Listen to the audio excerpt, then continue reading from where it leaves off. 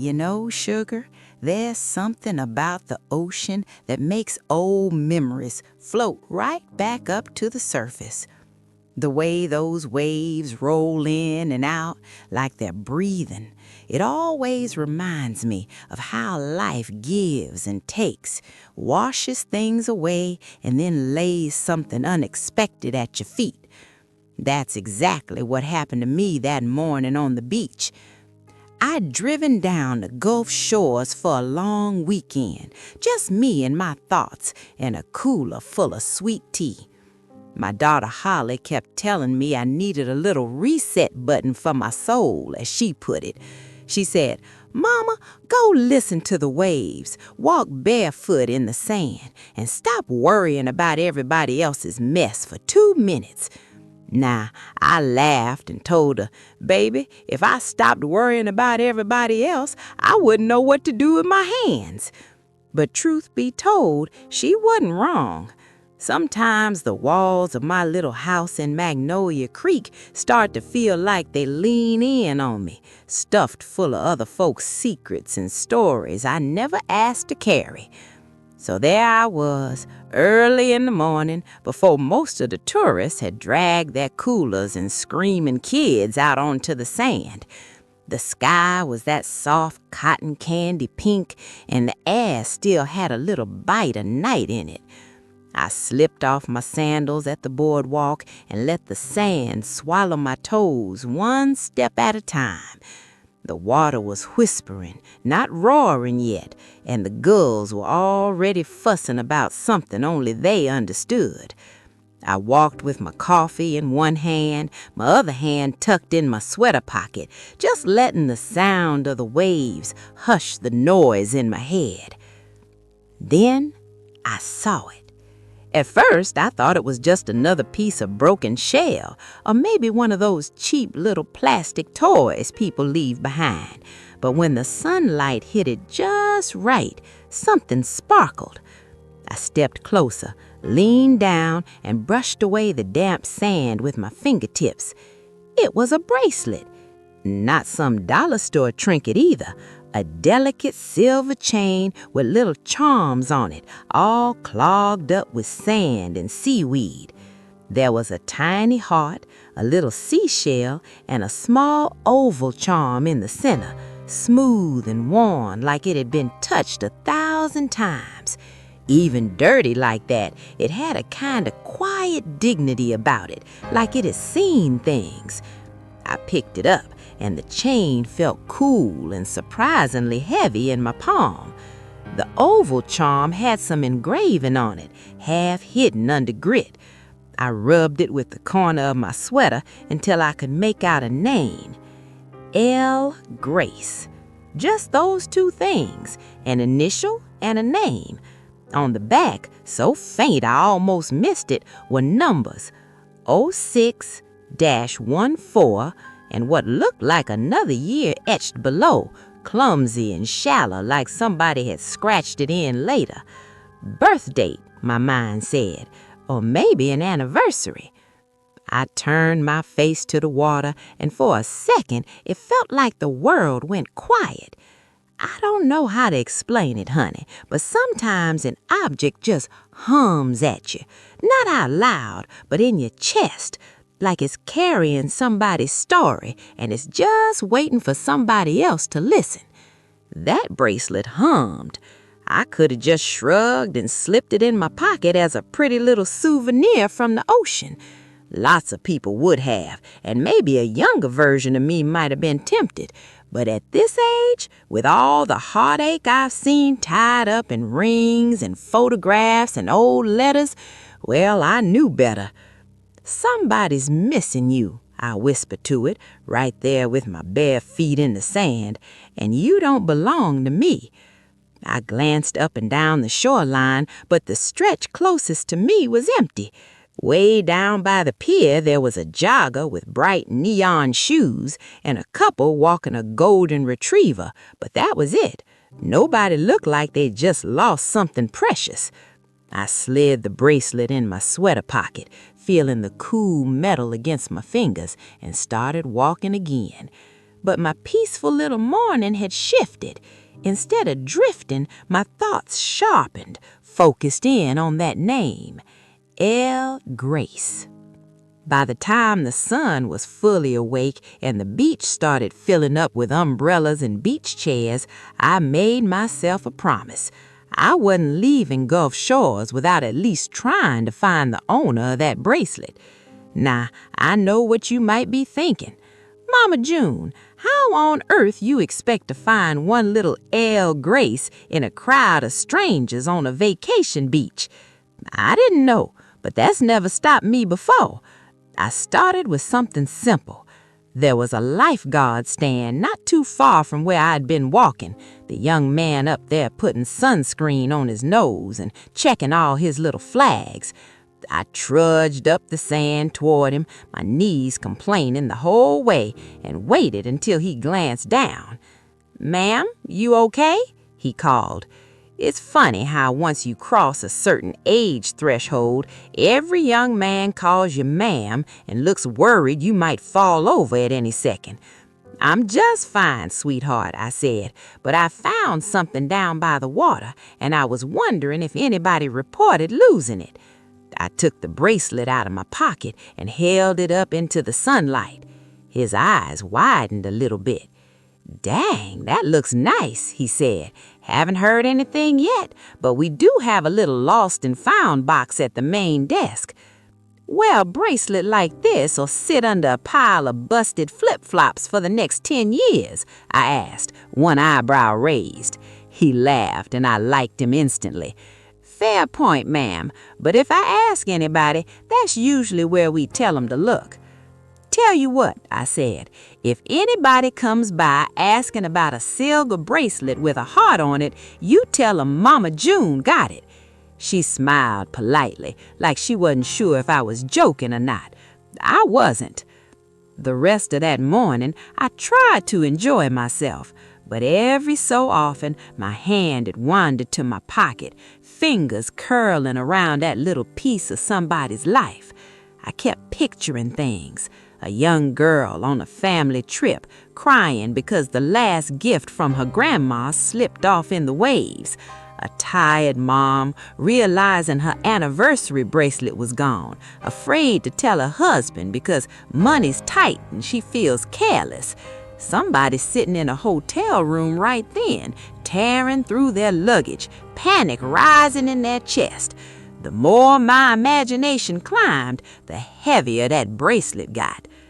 Around lunchtime, I gave up pretending to relax and headed back to the little condo I was renting. The building had that faint smell of sunscreen and old air conditioning units, the way beach places always do. I fixed myself a quick sandwich, then rinsed the sand off the bracelet in the kitchen sink. Under the tap, all that grit and salt fell away. The silver came alive again, shining faintly. Up close, I noticed the details I'd missed before. The little heart charm had tiny scroll work around the edges, like some jeweler really took their time. The seashell was etched so fine you could almost feel the grooves. And the oval charm, that's where my breath caught. On the front, in a delicate script, Lily Grace. Well, that narrowed down the El Grace mystery some. On the back, clearer now that it's clean, 06-14-59. And below, like it was added later, 06-14-21. "I'll be," I murmured, drying it carefully with a paper towel. "That's a long span of time between those dates, honey." My eyes did the math without me wanting them to. Born in 59 would make someone 66, give or take. Then that second date, 62 years later. Anniversary? Memorial? Something about it made my chest ache. I set the bracelet down on a folded dish towel and just stared at it for a minute. The kitchen was quiet except for the hum of the refrigerator and the muffled thump of kids running down the hallway outside. "Who are you, Lily Grace?" I said softly. "And who gave this to you?" Now, I'm not a detective by any stretch. Half the time I can't even find my own glasses. But I do have one thing going for me. I've lived long enough to know that if you ask gentle questions in the right places, people start telling you things. That bracelet hummed. That afternoon, I took the bracelet with me when I went out. I stopped by the little beach cafe near the pier first. You know the type. Chalkboard menu, mismatched chairs, teenagers working the register with sunburned noses. I ordered myself an iced tea and a slice of key lime pie because if you're going to go around asking strangers about their jewelry, you might as well do it with something sweet in your system. When the waitress, a pretty girl with freckles, brought my plate, I smiled up at her. "Honey, let me ask you something," I said. "You work here all summer?" "Pretty much," she said, tucking a piece of hair behind her ear. "Since school let out. Why?" "I found something down on the beach this morning." I opened my hand to show her the bracelet. "Anybody been in here crying over losing something like this?" Her eyes widened. "Oh my gosh, that's really pretty," she said. "But no, I haven't heard anybody say anything. We do have a little bulletin board by the door, though. Sometimes folks put up lost ring or lost phone notes and stuff." I looked toward the door. Sure enough, there was a corkboard cluttered with index cards and flyers. Lost sunglasses, yard sales, a guitar lesson ad with pull-off tabs. I thanked her, finished my pie because I was raised right and we do not waste good pie, then walked over to the board. No mentions of a bracelet. Still, an idea started blooming. I grabbed a blank index card from the little stack and a pen from the counter. In my neatest Sunday school teacher handwriting, I wrote, "Found, silver bracelet with heart and shell charms on beach near pier. Sentimental value. Call June," then my number. I stuck it right in the center of the board. It felt official. I ended up doing that same thing 2 more places, the souvenir shop on the corner and the front lobby of my condo building. Each time I pinned that little card up, it felt like sending a message out into some big invisible web, hoping it would land in the right hands. But a tiny voice in the back of my head kept whispering, "What if the right hands aren't here anymore?" That night, I sat out on the tiny balcony of the condo with a glass of wine, listening to the distant crash of the waves. The bracelet lay in my palm, moonlight catching on the silver.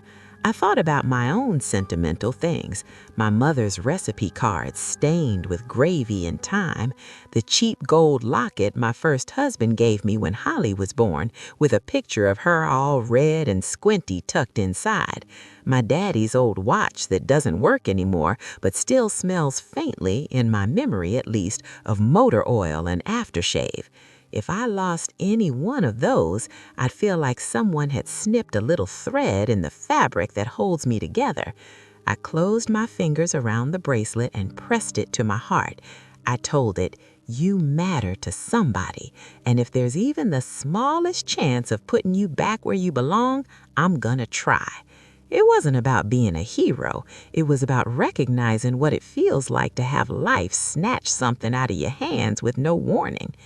The next day, I got my first bite. I was standing in line at the little coffee shop across from the beach, debating whether I wanted a fancy latte or just plain black coffee like usual, when my phone buzzed in my pocket. Unknown number. Now, normally, I let those go to voicemail because I have no patience for people trying to sell me extended car warranties on vehicles I don't even own. But this time, my heart gave a little leap. "Hello?" I answered, trying not to sound too eager. "Hi, is this June?" a woman voice asked, hesitant. "Yes, it is, honey," I said. "Who's this?" "My name is Emily," she said. "I saw your note at the Seashell Cafe. You found a bracelet?" My fingers tightened around the phone. "I did," I said softly. "Silver with a heart and a little shell on it. It says Lily Grace on the charm." There was a sharp inhale on the other end.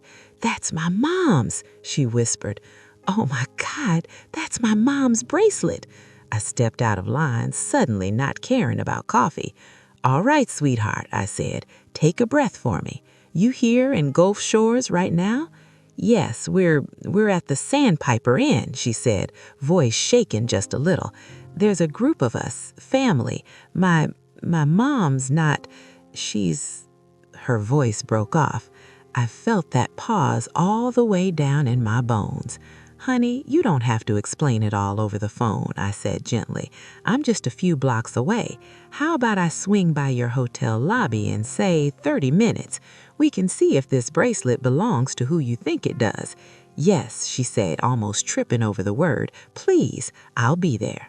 When we hung up, I realized my own hands were trembling. I looked down at the bracelet in my palm, and for the first time, it felt less like a mystery and more like a responsibility.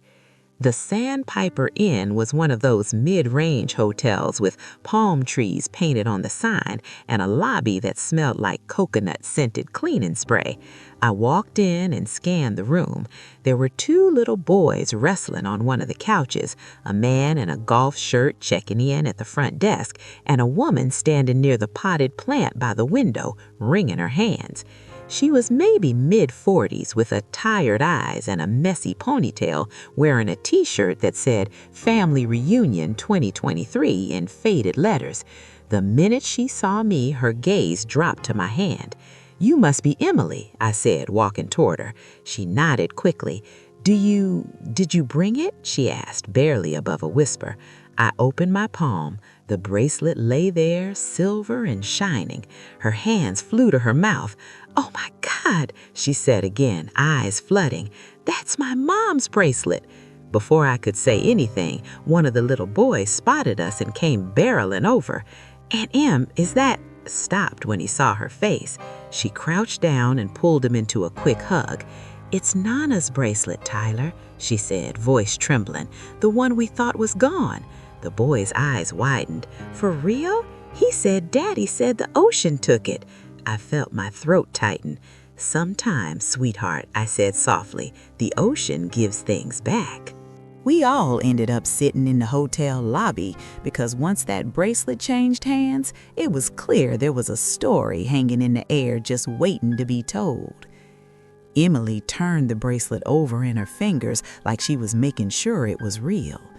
Her hands shook so much I half expected it to slip right through again. "I'm sorry," she said suddenly, looking up at me. "I'm being rude. Thank you. Thank you so much. I can't believe you found this." "Honey, I'm just glad it got back to somebody who loves it," I said. "I'm June, by the way. Folks back home call me Mama June, even the ones who ain't mine." She let out a small, wet laugh. "That sounds like my mom," she said. "Everybody called her Mama Lily, even the neighbor kids." There it was, Lily Grace. "Was it hers?" I asked gently. "From way back?" Emily nodded, wiping her cheeks with the back of her hand. "My dad gave it to her on their first anniversary," she said. "He had it engraved with her name and their wedding date, June 14th, 1959. She flipped the charm over. "And then, last year, we had them add that second date, their 62nd anniversary." 62 years, I echoed softly. "That's a whole lifetime of mornings and nights together." "Yeah," she said, giving a shaky smile. "They were one of those annoying couples that still held hands in the grocery store in their 80s. Tyler, the little boy, piped up. "Nana used to tell Papa he was stuck with her till the good Lord kicked 'em both out," he said matter-of-factly. We all chuckled through the heaviness. "Where is she now, honey?" I asked, though I was pretty sure I knew. Emily's face crumpled a little. "She passed away in December," she said. "Heart failure. It was sudden. Even though we knew her heart was weak, it still felt like like somebody yanked the rug out from under us. I nodded slowly. Grief recognizes grief. I'm so sorry, I said. I lost my mama a long time ago, and then my daddy some years after. Doesn't matter how old you are, losing a parent, it cuts the same. She took a deep breath. We decided to do this family trip, she said, gesturing around the lobby. My brothers, all the grandkids, Dad. It was supposed to be kind of a healing thing, you know? Mom loved the beach. She always said if she ever ran away from home, this is where we'd find her, sitting in a beach chair with a paperback and a Diet Coke. I smiled at that. A woman after my own heart, I said. The first morning we were here, Emily continued, my dad put her bracelet on. He hasn't taken it off since she died. Said he felt like she was holding his wrist, keeping him steady. Her voice stumbled. We went down to the water. He doesn't usually go in, but the boys begged him. And then this big wave knocked him over. He laughed it off, but when we got back up to the chairs, he realized the bracelet was gone. She closed her eyes for a moment, and I could see the scene like a little movie in my mind. He tried to pretend it was fine, she said. He said, well, maybe your mama wanted that old thing back. Maybe she's sitting on a cloud somewhere jangling it at the angels. She imitated an older man's voice, and we both managed a weak laugh. But that night, I heard him in the bathroom crying, she whispered. He's not a man who cries easily. He kept saying, first I lose her, then I lose the last thing she wore every day. I can't hold on to anything. My hand found its way to my own heart. Oh, honey, I murmured. No wonder this little thing felt so heavy. Tyler had gotten quiet, listening with big eyes. He reached out and touched the bracelet gently. Is Nana mad we lost it? He asked. I leaned forward, catching his gaze. No, baby, I said firmly. If Nana's up there with the good Lord, she's got better things to do than be mad at you over tiny pieces of metal. But I do think sometimes the Lord lets things circle back around when our hearts need a reminder.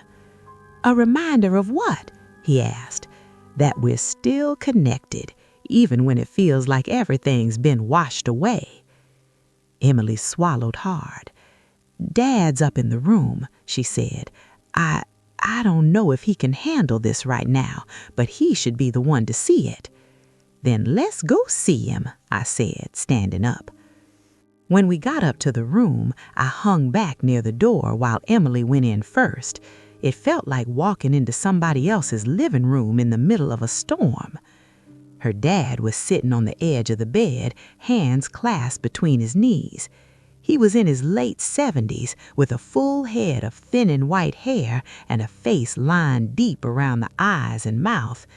There was a photo propped up on the dresser, a woman with soft gray curls laughing at something just off camera. Dad, Emily said gently. He looked up, eyes a little red-rimmed, like maybe he'd been staring out the balcony for too long. This is Miss June, she said, gesturing toward me. She's the one who called. I gave him a small nod. Sir, nice to meet you. He tried to muster a polite smile. Likewise, he said. Emily said you found something. His voice was cautious, like he was braced for disappointment. Emily sat down beside him, the bracelet hidden in her fist. Dad, she said softly, do you remember how you told the boys yesterday that maybe Mama wanted her bracelet back? He chuckled once, bitter and fond all at once. Yeah, he said, tried to make it sound like a joke so I wouldn't break apart in front of him. If we, she said, opening her hand slowly, what if she wanted you to have it back instead? For a second, he didn't seem to understand what he was looking at. Then his breath caught. He reached for the bracelet like he was afraid it might disappear if he moved too fast. Oh, my God, he whispered. Lily's bracelet. His thumb ran over her name like it had 1,000 times before. How? He tried to ask, his voice breaking. I found it yesterday morning, I said quietly, down where the waves were coming in. I was just out for a walk. He looked at me like he was seeing straight through me to some bigger puzzle behind. The tide was high yesterday, he murmured, and the lifeguard told me once, anything that goes that far out usually doesn't come back. Sometimes it does. Sometimes it finds the right set of eyes to notice it. His hands were trembling, but he managed to fasten the bracelet around his wrist with the ease of long habit. Then he covered it with his other hand and bowed his head. Thank you, he said, thick with emotion. I don't even know your last name, but thank you. Joan Miller, I said, from Magnolia Creek, Alabama. I'm just down here trying to remember how to breathe like everybody else. Emily let out a small laugh through her tears. You're not just Miss June anymore, she said. You're part of this story now. I glanced at the photograph on the dresser again. The woman in the picture seemed to be laughing right at that. Well, Mama Lily, I hope you don't mind me barging in, I whispered in my head. We spent the next hour or so just talking. Turns out their last name was Harper. Lily Grace Harper, born in a little town in Mississippi, married her high school sweetheart in 1959 and spent the next 6 decades cultivating a family so big and tangled with love that it sounded like one of those Southern novels I keep by my bedside. She wore that bracelet every day? I asked, watching the way Mr. Harper's fingers rested over it even when he was just sitting still. Near enough, he said. First few years she only brought it out for special occasions, but after the kids came and life got noisy, she said she needed one pretty thing that was hers that she didn't have to put away. So she wore it doing dishes, hanging laundry, even gardening. He smiled, eyes far away. I used to tease her, say she was going to lose it in the tomato vines. She always said, if I do, then that's where it was meant to be found. Seems the ocean had other ideas, I said softly. Emily shifted on the bed. When it slipped off in the water, I saw the look on his face, she said. It was like the second the bracelet disappeared, every bit of grief he'd been holding back just crashed in. Mr. Harper didn't argue. He just nodded slowly. After your mother died, he said, I kept thinking how strange it was that the world kept going. The grocery store still opened every morning. The mailman still came. The sun kept rising like it hadn't noticed she was gone. He glanced down at the bracelet. This was the one thing that felt solid, he said. Cold metal on my skin, right where her hand used to hold on when we crossed the street. When that wave knocked me down and I came up empty, I thought maybe I'd been foolish to think I could hold on to anything at all. Silence settled in the room, thick but not uncomfortable. I know that feeling, I said quietly.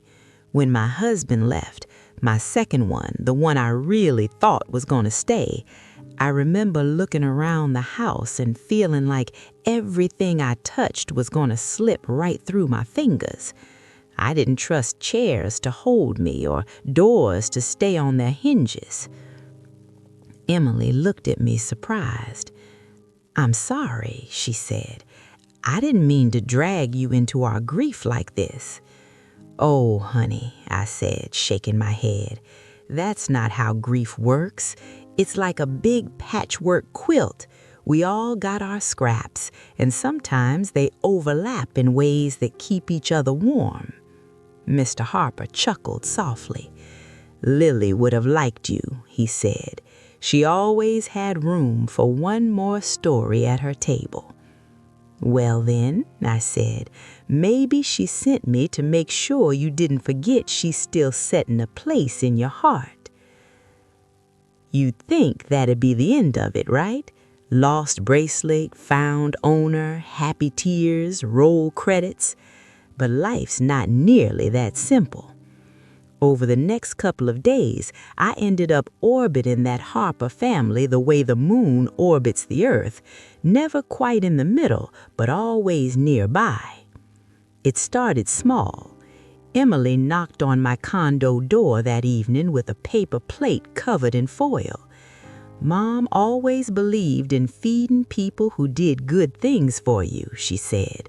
So pot roast, it's not hers, but I tried.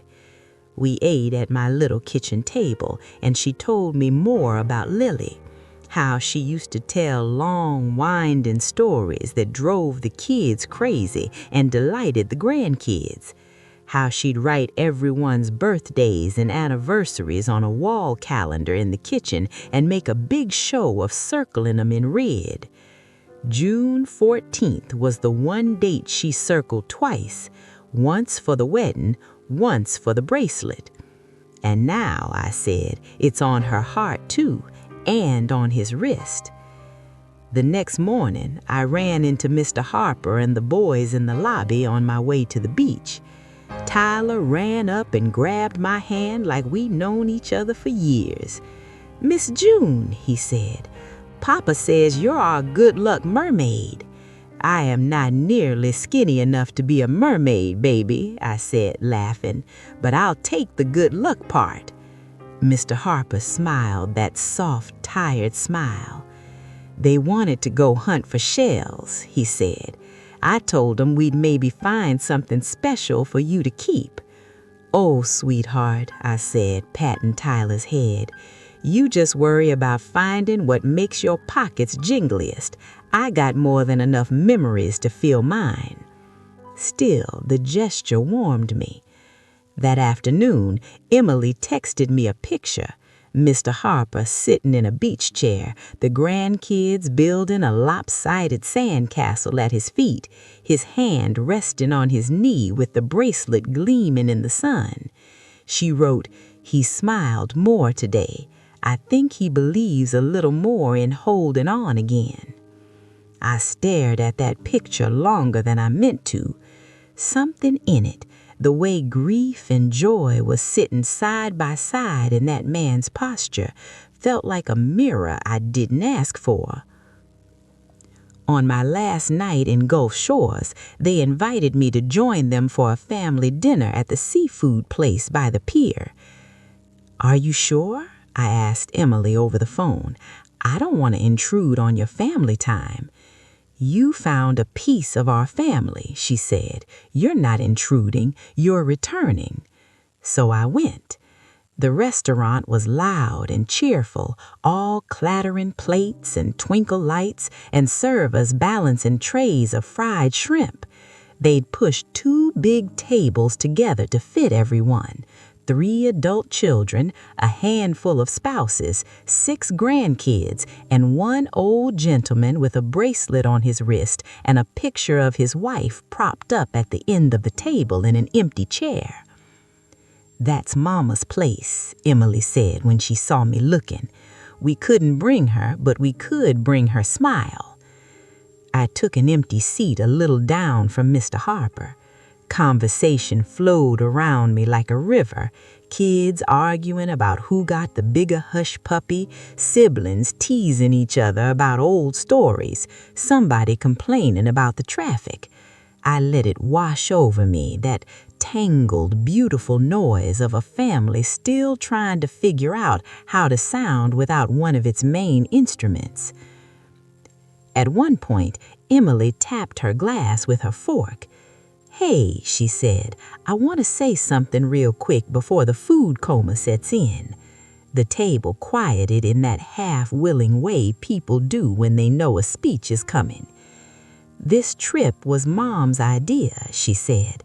Not literally, but in the way she always wanted us all together, near sand and water and too much food. There were chuckles around the table. When we lost her bracelet, it felt like the trip was cursed or something, like maybe we were foolish for thinking we could stitch ourselves together in just 1 week at the beach. She looked over at me, and then this woman who didn't know us at all, who could have just pocketed a pretty piece of jewelry and walked away, decided to make it her mission to bring it home.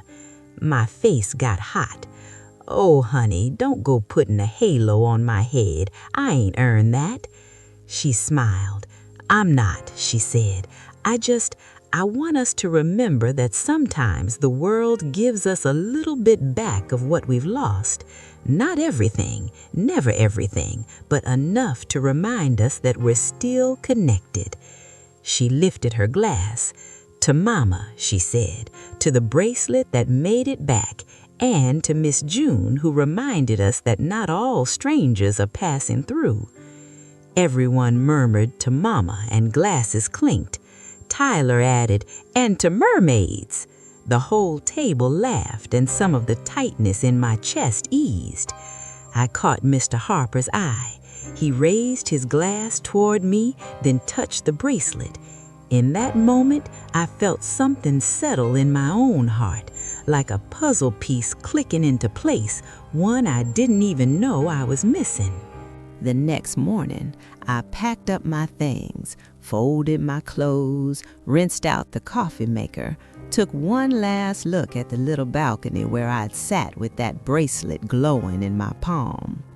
Before I left, I wrote a note on the condo's stationery and taped it inside one of the kitchen cabinets where the next guest might find it by accident someday. It said, "Sometimes the ocean keeps what it takes. Sometimes it gives it back. Either way, you belong to more stories than you realize. Mama June." I don't know why I wrote it. Maybe for myself. Maybe for the next person who stood at that sink holding something that hurt too much to lose. On my way out of town, I stopped by the Seashell Cafe. My little index card was gone from the bulletin board. In its place, there was a new one, written in a careful hand. "Thank you to the kind stranger who found a silver bracelet and brought it home to our family. Your kindness means more than you know. The Harpers." I traced the edge of that card with my fingertip, feeling a lump rise in my throat. "Y'all are welcome," I whispered. Then I got in my car and drove back toward Magnolia Creek, the bracelet story tucked into my chest like a new quiet weight. On the drive home, my mind wandered back through the halls of my own house, the peeling wallpaper in the hallway, the slightly crooked family photos, the little bowl by the door where we all toss our keys and loose change. I thought about the things I tucked away in drawers after people left, my husband's old fishing lures, Holly's childhood drawings, letters from my sister I hadn't opened yet because I couldn't bear the apology folded inside. For a long time, I treated those things like landmines. Step too close and they'd blow up all the feelings I'd worked so hard to tamp down. But holding that bracelet, walking it back into the hands that missed it, something shifted. I realized that objects don't just hold pain, they hold proof. Proof that love happened, proof that mornings were shared and anniversaries circled on calendars and old hands still reached for each other in grocery store aisles. When you're in the middle of loss, it's easy to think that letting go of the token will make the ache easier. Sometimes it does for a while, but sometimes that little piece of metal or paper is the only thing that reminds you you're not crazy for missing what you miss. I pulled into my driveway just as the sun was starting to dip, painting my little one-story house in gold. The front porch sagged a bit in the middle, like it was tired but still trying. The hanging fern by the door had given up the ghost while I was away, brown and brittle. I made a mental note to replace it, or maybe let it be a reminder that some things have their season and then make room for something new. Inside, the air smelled like dust and lemon cleaner. My old clock ticked on the wall, steady as ever. I set my suitcase down and walked straight to the bedroom. In the top drawer of my dresser, under a stack of t-shirts I never wear, was a little box I hadn't opened in years. I sat on the edge of the bed, the springs groaning a familiar complaint, and lifted the lid.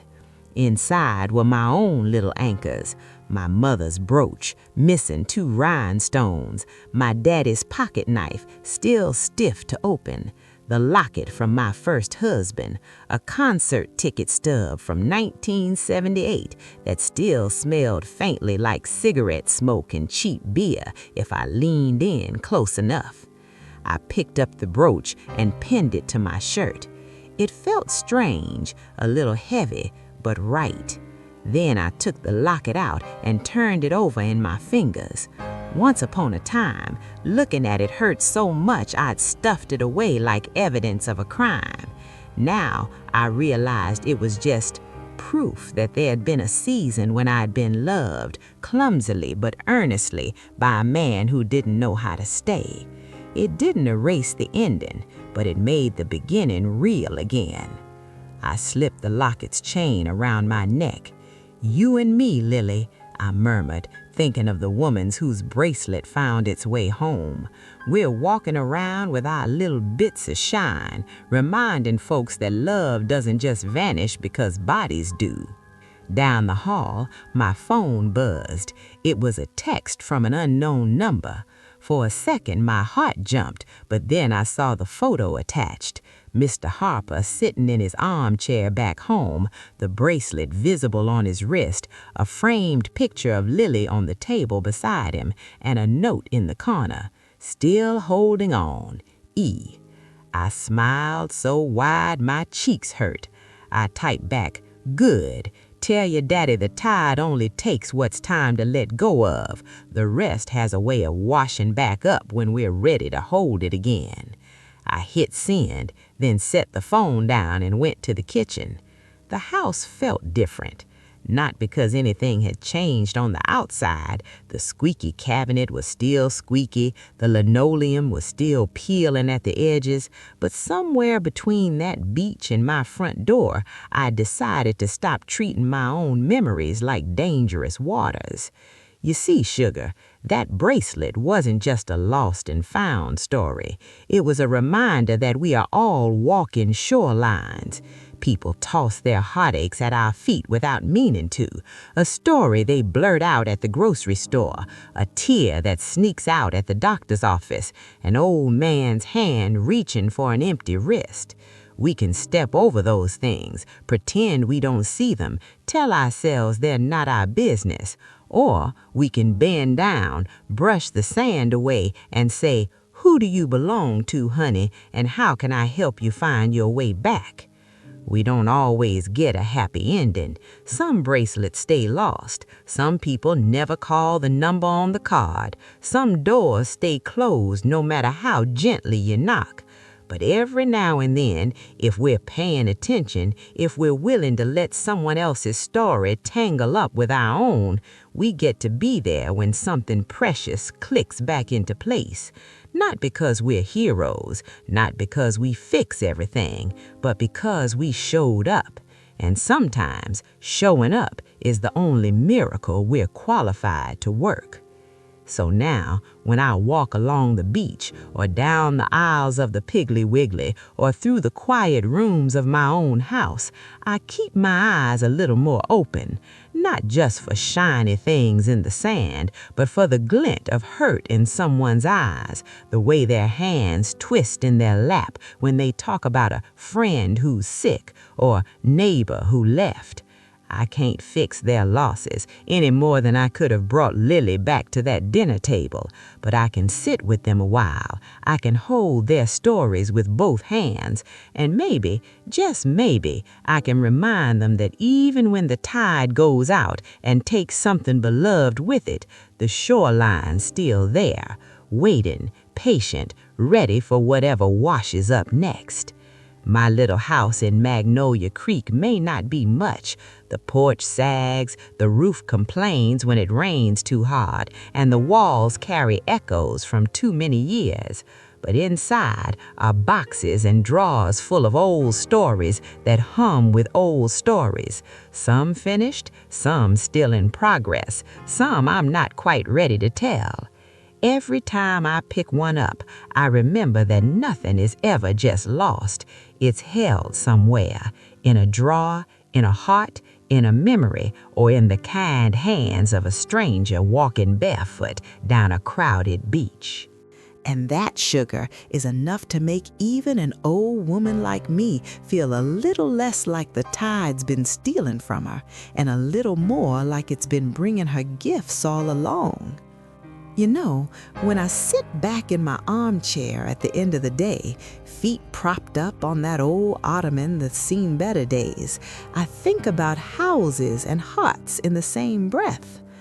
A house, if you look at it plain, is just wood and nails and paint that keeps peeling no matter how many times you touch it up. But live in it long enough, cry in its kitchen and laugh too loud in its living room, tuck babies into its bedrooms and say goodbyes in its doorways, and it turns into something else. It becomes proof you were here. Our hearts are like that too. They get dinged up and water-stained, patched with tape and stubbornness. We slam doors inside them, swear we'll never open that wing again because it hurts too much to see the dust motes dancing in empty rooms. But then, life, in its sneaky way, hands us a key we didn't know we still had. A bracelet on a beach, a photograph in a drawer, a song on the radio that smells like the summer of '79. And suddenly a door swings open. The Harpers lost more than jewelry when Lily passed. They lost their center, their Sunday roast, the voice that reminded them which cousin liked extra gravy and which one hated onions. That little bracelet was never going to bring her back, but it wrapped around Mr. Harper's wrist like a promise that love doesn't pack up and leave when a heartbeat stops. My own house has its ghosts, gentle ones. They sit at the table with me when I drink my coffee, lean in the doorway when I tell these stories out loud to an empty room. I used to wish I could scrub every trace of them away, start fresh with blank walls and bare shells. Not anymore. Now when the floor creaks in that familiar way, or I catch the glint of my mother's brooch in the hallway mirror, I think, this old house is just my heart with siding on it. It's meant to hold the weight of what was, even as it makes room for what's still coming. So I straighten the crooked picture frames, water the fern that's still hanging on, and leave a little space on the shelf for whatever story might wash up next. Because somewhere out there, another Lily is missing her bracelet, another Mr. Hopter is staring at an empty wrist, and another stranger is bending down to pick up something small and shining in the sand.